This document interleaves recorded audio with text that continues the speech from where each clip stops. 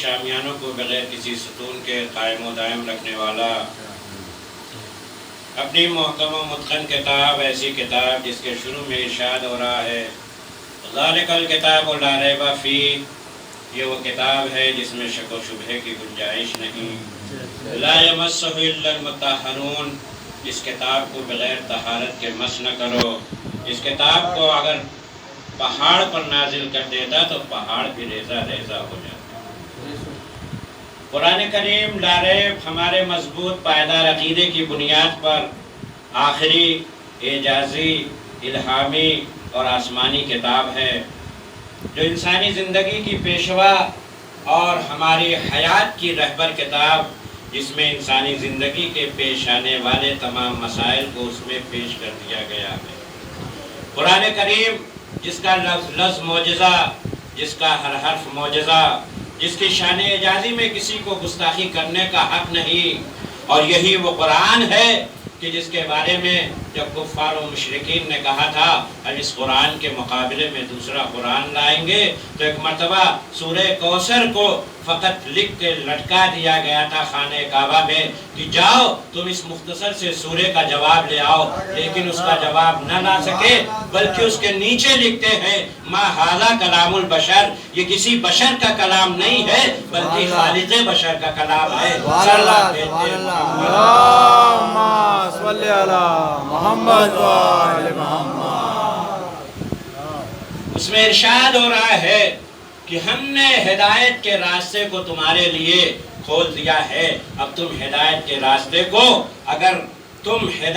راستے کو اگر شاکر بندے بن کر اس خدا کا شکر کرو گے تو تم شاکر بندے بن جاؤ گے، اگر کفر اختیار کرو گے، کافر رہو گے، اس کے ہدایت کے راستوں پر اگر نہیں چلو گے تو گویا تم نے کفر اختیار کیا۔ ہدایت دو طریقے کی ہوتی ہے، ایک ہدایت جسے اراعۃ الطریق کہا جاتا ہے، دوسرے ہدایت جسے ایصال الی المطلوب۔ اراعۃ الطریق یعنی اگر کسی نے آپ سے کسی چیز کے بارے میں اگر کوئی سوال کرتا ہے تو آپ اس کو فقط راستہ دکھا دیں، یہ ہے اراعۃ الطریق، اور اگر اس شخص کو اس کے منزل مقصود تک پہنچا دیں، اس کو کہتے ہیں ایصال الی المطلوب۔ ہادی بہت سے آئے اور ایسے اس ہدایت میں دو چیزیں ہیں کہ وہ کچھ ہادی، کچھ ہدایت ایسی ہوتی ہے کہ جس کے انسان محتاج ہوتا ہے، انسان وہ ہے کہ جو ہدایت کے محتاج ہوتے ہیں، لیکن کچھ ایسے افراد ہیں وہ محمد و آل محمد ہیں کہ جن کی ہدایت محتاج ہوتی ہے، ان کے آگے قدم بڑھتے ہیں، ہدایت ان کے پیچھے پیچھے ہوتی ہے، وہ ہدایت کے محتاج نہیں ہوتے ہیں۔ عزیزو، یہ ایسے ہادی ہوتے ہیں، انہوں نے جب کوئی ایسے کام کو انجام دیتے ہیں تو کام کو پہلے انجام دیتے ہیں، قرآن بعد میں بنتا ہے۔ یہ حالت رکوع میں زکوٰۃ پہلے دیتے ہیں، انما ولیکم اللہ ورسولہ والذین آمنوا الذین یقیمون الصلاۃ ویؤتون الزکوٰۃ کی آیت بعد میں نازل ہوتی ہے۔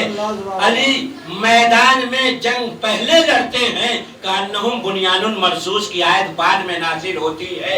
علی بستر رسول پر پہلے سوتے ہیں، وَمِنَ النَّاسِ مَن يَشْرِي نَفْسَهُ ابْتِغَاءَ مَرْضَاتِ اللَّهِ وَاللَّهُ رَءُوفٌ بِالْعِبَادِ کی آیت بعد میں نازل ہوتی ہے۔ حبیب کنکریاں پہلے پھینکتے ہیں، وَمَا رَمَيْتَ إِذْ رَمَيْتَ وَلَكِنَّ اللَّهَ رَمَى کی آیت بعد میں نازل ہوتی ہے۔ ان کے گھر سے جو کی روٹیاں پہلے جاتی ہیں، سورہ طے کی 30 آیتیں بعد میں نازل ہوتی ہیں، وَيُطْعِمُونَ الطَّعَامَ عَلَىٰ حُبِّهِ مِسْكِینًا وَیَتِیمًا وَاسِیرًا، صلوات بھیجتے ہیں۔ اللہم صلی علی محمد و آل محمد۔ یہ ایسے ہادی ہیں، ایسے ہدایت گر ہیں. آپ قرآن مجید کا مطالعہ کیجئے، وہاں پر آپ کو ایسے ایسے ہدایت گر نظر آئیں گے اور ایسی ایسی چیزوں کا آپ ملاحظہ فرمائیں گے کہ جس کے ذریعے سے آپ کو اندازہ ہوگا جناب سلیمان ہیں جو تخت و تاج پر حکومت کر رہے ہیں، چرندوں پرند پر حکومت کر رہے ہیں. ایک مرتبہ جناب سلیمان ایک مرتبہ اپنے قافلے اور اپنے ساتھیوں کے ساتھ سے ایک سفر پر گزر رہے ہیں. چند میل کے فاصلے پر جب گزر رہے ہیں تو ایک مقام سے جناب سلیمان کا گزر ہوتا ہے، اور ایسے مقام سے جس جگہ پر چونٹیوں کا سیلاب آیا ہوا ہے، اس موقع پر قالت نملتن، ایک مرتبہ ان چونٹیوں کا سردار اپنی چونٹیوں سے یہ کہہ کر آواز دے رہا ہے، دیکھو سلیمان اور ان کا لشکر آ رہا ہے، اپنے اپنے سوراخوں میں چلے جاؤ، کہیں ایسا نہ ہو سلیمان اور ان کا لشکر تمہیں کچل نہ دے. اتنے 1000 میل کے فاصلے پر جناب سلیمان نے اس کی اس آواز کو سن لیا. ایک مرتبہ جب اس کے قریب پہنچتے ہیں، اپنے صحابیوں اپنے ساتھیوں کو حکم دیتے ہیں، جاؤ اس چونٹیوں کے سردار کو میرے پاس لے کر آؤ. عزیزو، جب اس چونٹی کے سردار کو جناب سلیمان کی خدمت میں پیش کیا جاتا ہے تو ایک مرتبہ جناب سلیمان پوچھتے ہیں، یہ بتاؤ تم نے کس طریقے سے کس طرح سے یہ الفاظ ادا کیے کہ سلیمان اور ان کا لشکر کہیں تمہیں کچل نہ دے؟ کیا ہم کبھی کسی کے اوپر ہم نے کوئی ظلم کیا ہے کہ جس کی وجہ سے تم یہ کہہ رہے ہو سلیمان اور ان کا لشکر کچل نہ دے؟ کہا کہ نہیں، میں نے اس لیے کہا تاکہ جو میری قوم اللہ کی عبادت میں مصروف ہو، مشغول ہے، وہ کہیں خدا کی عبادت سے مشغول ہونے کی بنا پر وہ کہیں اس عبادت سے غافل نہ ہو جائے. کہا اچھا یہ بتاؤ تم اس وقت کہاں ہو اور میں کہاں پہ ہوں؟ کہا کہ آپ ہوا کے دوش پر ہیں، تخت پر ہیں. اور کہا کہ تم کہاں ہو؟ کہا میں آپ کے ہاتھ پر ہوں. تو ایک مرتبہ جناب سلیمان پوچھتے ہیں، بتاؤ اس وقت تم افضل ہو یا میں؟ اب وہ یہ سوچ رہا ہے کہ اگر کہے سلیمان افضل ہیں تو لوگ یہی کہیں گے کہ نبی کے ہاتھ پر ہے، وہ تو افضل ہی ہے. تو عزیزو، ایک مرتبہ وہ جھوٹی آواز دے رہی ہے کہ اس وقت آپ نہیں بلکہ میں افضل ہوں، اس لیے کہ آپ کے دوش ہوا پر اور میں ایک نبی کے ہاتھ پر. تو عزیزو، جب اپنے کو وہ چونٹیوں کا سردار فخر کر سکتا ہے تو ہم بھی فخر کر سکتے ہیں کہ ہمارے نبی کے دوش پر مولائے کائنات خانہ کعبہ میں سوار ہو کر آواز دے رہے ہیں کہیے تو میں عرش کی بلندی کو ہاتھ لگا دوں. صلوات بھیجتے ہیں. صلی علی محمد و آل محمد. یہ ہے جو جناب سلیمان کا ہے یہ واقعہ. اور ایک دوسرا واقعہ ملتا ہے کہ جناب ابوذر علیہ السلام ہیں جو مولا کائنات علی ابن ابی طالب علیہ السلام صلی علی محمد و آل محمد ان کے ساتھ ایک ایسے سفر پہ گزر رہے ہیں کہ جب اس موقع پر پہنچتے ہیں جہاں چونٹیوں کا سیلاب آتا ہے. ایک مرتبہ جب اس مقام سے گزر رہے ہیں تو ایک مرتبہ جناب ابوذر آواز دیتے ہیں، سبحانہ من خلق ھذا النمل، پاک ہے وہ پروردگار جس نے ان چونٹیوں کو پیدا کیا. مولا کائنات آواز دے رہے ہیں، ابوذر اس طریقے سے نہیں کہو بلکہ یہ کہو سبحانہ من یعلم عدد ھذا النمل، پاک ہے وہ پروردگار جو ان کی تعداد کو جانتا ہے. تو ایک مرتبہ جناب ابوذر کہتے ہیں، مولا کیا آپ ان کی تعداد کو جانتے ہیں؟ کہا کہ میں تعداد ہی کو نہیں بلکہ میں یہ بھی بتا سکتا ہوں اس میں نر کتنے ہیں مادہ کتنے ہیں. صلوات بھیجتے ہیں محمد. اللہم صلی علی محمد و آل محمد. ان دونوں واقعے کو سنانے کا مقصد یہ تھا کہ اس میں ایک واضح فرق محسوس کریں کہ جب سلیمان اور ان کا لشکر گزر رہا ہے تو ان چوٹیوں کا سردار یہ آواز دے رہا ہے کہ اپنے اپنے سوراخوں میں چلے جاؤ، کہیں ایسا نہ ہو سلیمان اور ان کا لشکر تمہیں کچل نہ دے۔ لیکن جب جناب ابو ذر کے ساتھ اور مولائے کائنات کے ساتھ جب ان چوٹیوں کا سفر ہوتا ہے تو ایک مرتبہ ان چوٹیوں کا سردار یہ کہتا ہوا نظر نہیں آتا اپنے اپنے سوراخوں میں چلے جاؤ، بلکہ وہ کہتا ہوا نظر آ رہا ہے اپنے اپنے سوراخوں سے باہر آ جاؤ، اس لیے اب وہ آ رہا ہے جس کے چہرے کی طرف نظر کرتا ہے۔ اللہم صلی علی محمد و آل محمد۔ یہ وہ اہل بیت علیہم السلام ہیں، وہ مولا کائنات جن کے بارے میں ارشاد ہو رہا ہے کہ مولا کائنات جب بھی کبھی منبر پر آتے ہیں آواز دیتے ہیں سلونی سلونی قبل ان تفقدونی، جو کچھ مجھ سے پوچھنا ہو پوچھ لو قبل اس کے کہ تم مجھے نہ پاؤ یا میں تمہارے درمیان نہ رہوں۔ عزیزو، لوگ سوالات پر سوالات کرتے ہیں، ایک شخص آتا ہے اور آنے کے بعد پوچھتا ہے کہ یا علی آپ یہ بتائیے دین کسے کہتے ہیں؟ مولا نے کہا نماز پڑھنا دین ہے۔ کہا یہ بتائیے دین کسے کہتے ہیں؟ کہا روزہ رکھنا دین ہے۔ روزہ رکھنا دین ہے، حج ادا کرنا دین ہے، زکوٰۃ کو ادا کر دینا یہ دین ہے۔ ایک مرتبہ وہ سوالوں پر سوال کرتا جا رہا ہے، کوئی ایسا سوال کا جواب ہو سکتا ہے علی سے چھوٹ جائے تو کل ہمیں یہ موقع مل جائے کہ علی نے فلاں سوال کا جواب نہیں دیا، لیکن ایک مرتبہ مولا کائنات آواز دے رہے ہیں، دیکھو دین التعظیم لامر اللہ وشفقۃ الی خلق اللہ، اللہ کے حکم کی تعظیم کرنا اور اللہ کے مخلوقات کے اوپر دست شفقت پھیرنا، اسے دین کہا جاتا ہے۔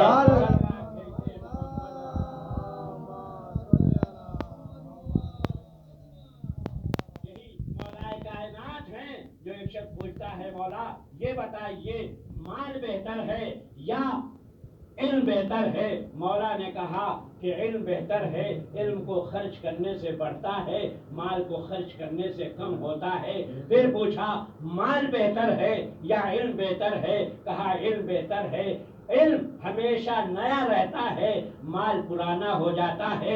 پھر پوچھا سوال کرنے والے نے سوال کیا مولا یہ بتائیے علم بہتر ہے یا مال؟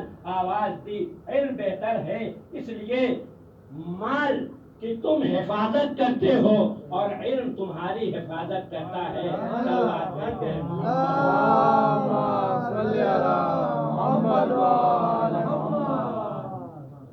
یہ وہ مولا ہیں کہ جن کے بارے میں ارشاد ہو رہا ہے اگر تمام درخت قلم بن جائیں اور تمام سمندر سیاہی بن جائیں اور علی کے فضائل کو لکھنا چاہیں تو علی کے فضائل کو نہیں لکھ سکتے، علی کے فضائل کا احسان نہیں کر سکتے۔ علی کے فضائل ہی کیا، ان کے گھر کی کنیز کا یہ عالم ہے کہ جب تک جناب فضہ در سیدہ پر رہتی ہیں، جب تک جو کلام کرتی ہیں تو وہ قرآن مجید سے گفتگو کرتی ہیں۔ عبداللہ ابن سلام کہتا ہے کہ میں ایک مرتبہ سفر حج کے لیے جا رہا تھا، میں نے ایک جنگل و صحرا میں نے کیا دیکھا کہ ایک بی بی ہیں جو نقاب پوش بی بی ہیں، وہ کھڑی ہوئی ہیں۔ میں ان کے قریب گیا، میں نے کہا تم کون ہو؟ آواز دی قل سلام فسوف تعلمون، تم سلام کہو ان قریب جان لوگے۔ میں نے سلام کیا، میں نے کہا بی بی کہاں جانے کا ارادہ ہے؟ آواز دی وَلِلَّهِ عَلَى النَّاسِ حِجُّ الْبَيْتِ مَنِ اسْتَطَاعَ إِلَيْهِ سَبِيلًا، اللہ نے لوگوں کے اوپر حج کو واجب قرار دیا ہے، اگر انسان مستطیع ہو جائے تو اس کے اوپر حج واجب ہے۔ میں یہ سمجھا کہ یہ حج کو جا رہی ہے۔ پھر میں نے پوچھا کہ کتنی دور سے آئی ہیں؟ آواز دی یونادون من مکان بعید، میں یہ سمجھا یہ بہت دور سے آئی ہیں۔ پھر میں نے کہا کہ آئیے یہ سواری ہے، اس پر سوار ہو جائیے۔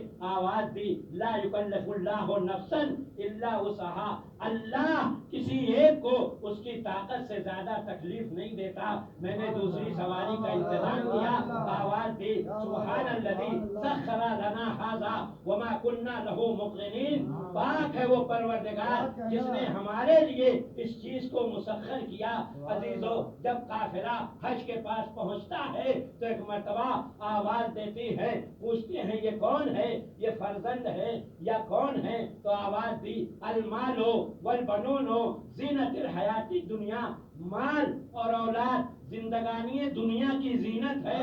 میں سمجھا کہ اس کے افراد ہیں، اس کے اہل ہیں، اس کے بچے ہیں۔ تو عزیزو، جو فضا جب تک کلام کرتی ہیں، قرآن مجید سے گفتگو کرتی ہیں، جب فضا کا یہ عالم ہے تو اس کی شہزادی کا کیا عالم ہوگا، اور شہزادی کا کیا عالم ہوگا، اور اس گھر کے کائنات اور عالم کا کیا عالم ہوگا۔ اسی لیے مولا کائنات کے بارے میں کسی شاعر نے کہا ہے، ذات حیدر کو کوئی کیا جانے، یا نبی جانے یا خدا جانے۔ صلوات بھیجتے اللہم صلی علی محمد و آل محمد۔ یہ وہ مولا کائنات ہیں کہ جو ارشاد فرما رہے ہیں کہ لوگوں دیکھو، جب کبھی فتن و فساد ہو، کن فی الفتنۃ کابن اللبون، جب کبھی فتن و فساد ہو تو تم ابن لبون کی طرح ہو جاؤ، جیسے ایک دودھ پیتا ہوا بچڑا کہ وہ نہ اس کے اوپر کوئی سوار ہو سکتا ہے اور نہ اس سے دودھ دہا جا سکتا ہے۔ عزیزو، جب کبھی فتن و فساد ہو تو انسان اپنے کو اس طرح سے اختیار کر لے۔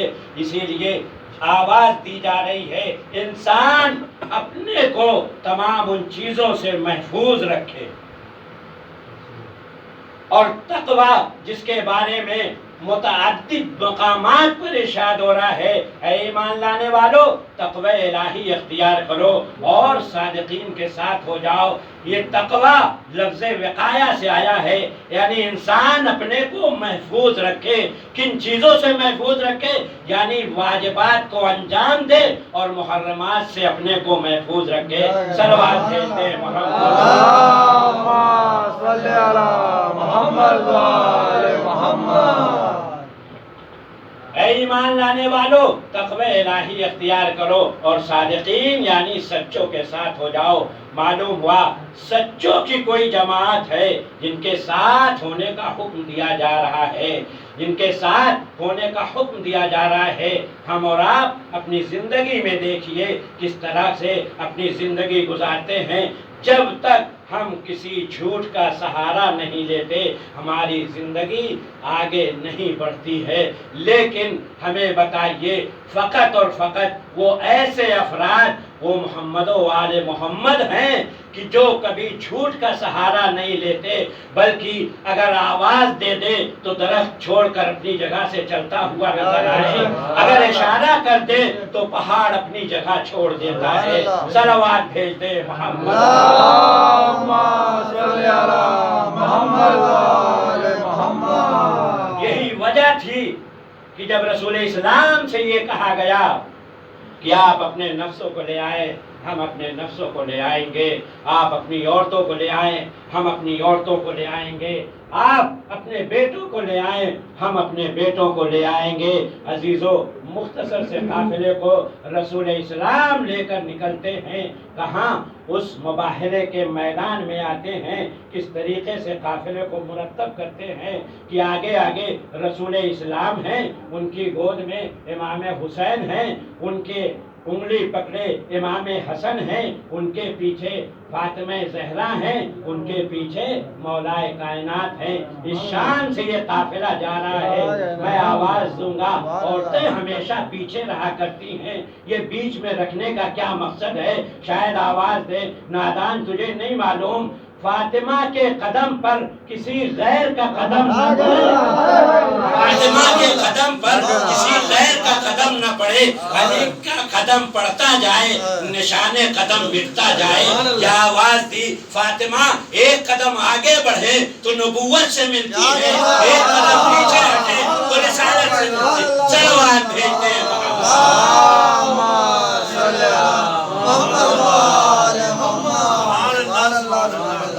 یہ وہ علی ہیں جو بار بار آواز دے رہے ہیں مجھ سے جو کچھ پوچھنا ہے مجھ سے پوچھو، جو سوال کرنا ہے مجھ سے سوال کرو. میں زمین کے راستوں سے بہتر آسمان کے راستوں کو میں جاننے والا ہوں. میں تم کو آسمان کے راستوں کو زمین کے راستوں سے بہتر بتانے والا ہوں. یہ وہ مولائے کائنات ہیں کہ جو انسانوں کی ہدایت کے لیے آئے. یہ وہ مولا ہیں کہ جب بھی جو بھی سوال کیا گیا تو کبھی بھی انہوں نے اس سوال کا جواب ہی دیا ہے. کبھی ایسا نہیں ہوا کہ اس کا جواب نہ دیا گیا ہو. جب کسی سائل نے یہ سوال کیا مولا آپ کے سامنے جیسا بھی سخت سے سخت سوال بھی رکھا جاتا ہے آپ اس کا فوراً جواب دے دیتے ہیں. آخر اس کی وجہ کیا ہے؟ ایک مرتبہ مولائے کائنات نے پوچھا بتاؤ تمہارے ہاتھوں میں کتنی انگلیاں ہیں؟ اس نے کہا 10. کہا تم نے سوچا نہیں، غور نہیں کیا، فکر نہیں کی؟ کہا کہ مولا یہ تو سامنے کی چیز ہے. کہا جس طریقے سے تمہارے سامنے یہ 10 انگلیاں ہیں اسی طرح سے میرے سامنے تمام دنیا کا علم، چاہے اولین کا علم ہو یا آخرین کا علم. صلوات بھیجتے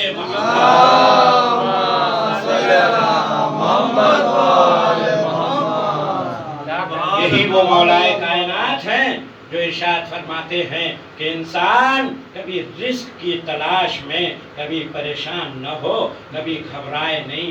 محنت اپنی طرف سے کرے، دینے والا وہ خدا ہے. گھر میں نہ بیٹھے بلکہ اپنی کوشش و سعی کو جاری رکھے.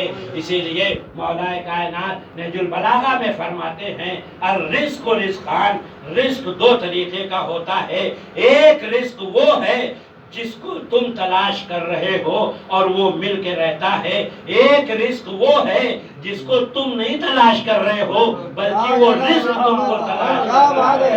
صلوات بھیجتے محمد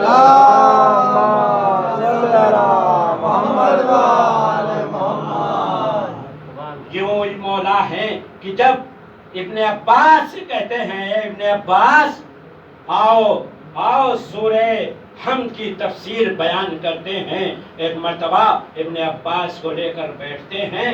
بیٹھنے کے بعد سورہ حمد کی تفسیر شروع کرتے ہیں اور ایسی تفسیر بیان کرتے ہیں کہ یہاں تک کہ سفیدی صبح نمودار ہو جاتی ہے. آواز دیتے ابن عباس چراغوں کو خاموش کر دو، چراغوں کو گل کر دو. کہا اے مولا کیا سورہ حمد کی تفسیر مکمل ہو گئی؟ کہا نہیں، ابھی تو بسم اللہ کے بے کے نقطے کی بھی تفسیر مکمل نہیں ہوئی. آواز دی اے ابن عباس بس یہ سمجھ لو جو کچھ قرآن میں ہے وہ سورہ بقرہ میں ہے، جو سورہ بقرہ میں ہے وہ سورہ حمد میں ہے، جو سورہ حمد میں ہے وہ بسم اللہ میں ہے، جو بسم اللہ میں ہے وہ بے کے نقطے میں ہے. انا النقطۃ التی تحت الباء، میں وہ نقطہ ہوں جو بے کے نیچے رکھا جاتا ہے. یعنی مولا فرما رہے ہیں کہ میں وہ نقطہ ہوں، اگر پھیلا دیا جائے تو 30 پاروں کا قرآن بن جائے، اگر سمیٹ دیا جائے تو ایک نقطہ بن جائے. صلوات بھیجتے ہیں محمد صلی علی محمد وآل محمد. یہ وہ مولا ہیں جو بہت مختلف مقامات پر ارشاد فرماتے ہیں کہ انسان اپنے کو گناہوں سے بچائے، اپنے نفس پر کنٹرول رکھے. انسان اپنے نفس کا محاسبہ کرے، مشارکہ کرے، مراقبہ کرے. عزیزو یہ وہ مولا ہیں جو مختلف مقامات پر ارشاد فرماتے ہیں کہ انسان اپنے نفس پر جب کنٹرول کر لے گا انسان بہت سے ایسے خواہشات اور بہت سے ایسی چیزوں سے اپنے کو محفوظ کر لے گا. ورنہ جیسے جیسے عمر بڑھتی ہے خواہشات جنم لیتی ہے، تو انسان اپنے کو جب محفوظ کر لے گا تو اس کے ذریعے سے انسان کے لیے دنیا و آخرت کی سعادت حاصل ہوگی. صلوات بھیج دیں محمد. اللهم صل على محمد وآل محمد. اللهم صل على محمد وآل محمد. حلال مشکلات جو اس دنیا میں آیا، اتنی تبلیغوں میں اتنی زحمتیں برداشت کی.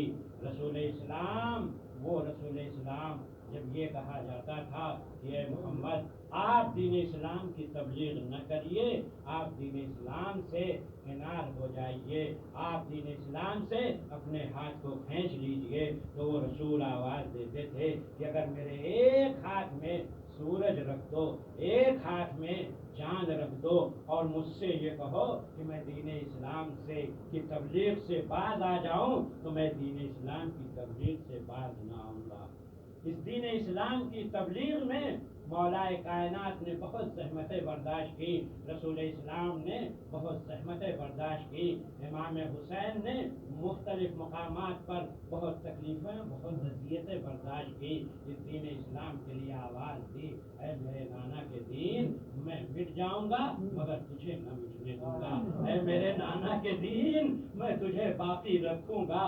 ہاں عزیزو، حسین آواز دے رہے ہیں، اے نانا کے دین اگر زینب کی چادر دینا پڑے تو یہ بھی مجھے منظور ہے، اے نانا کے دین اگر میرے 6 ماہ کے بچے علی اصغر کے گلا دینا پڑے تو وہ بھی میں پیش کر دوں گا، اے نانا کے دین اگر اکبر کا سینہ دینا پڑے تو وہ بھی میں پیش کروں گا، اے نانا کے دین میں تجھے مٹنے نہ دوں گا، اگر عباس جیسے بھائی کی دونوں شانیں قلم کروانے پڑے تو بھی میں حاضر کر دوں گا.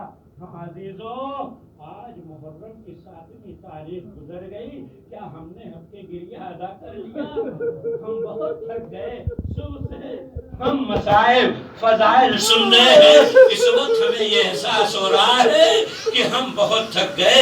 ذرا کربلا والوں سے پوچھیے، آج ہی کا وہ روز تھا کہ جس دن کربلا والوں پہ پانی بند کر دیا گیا تھا. عزیزو، 3 دن کے بھوک و پیاس، بچے الاتش کہہ رہے ہیں. ہاں عزیزو، ایک مرتبہ جناب قاسم آتے ہیں، آواز دیتے ہیں، چچا جان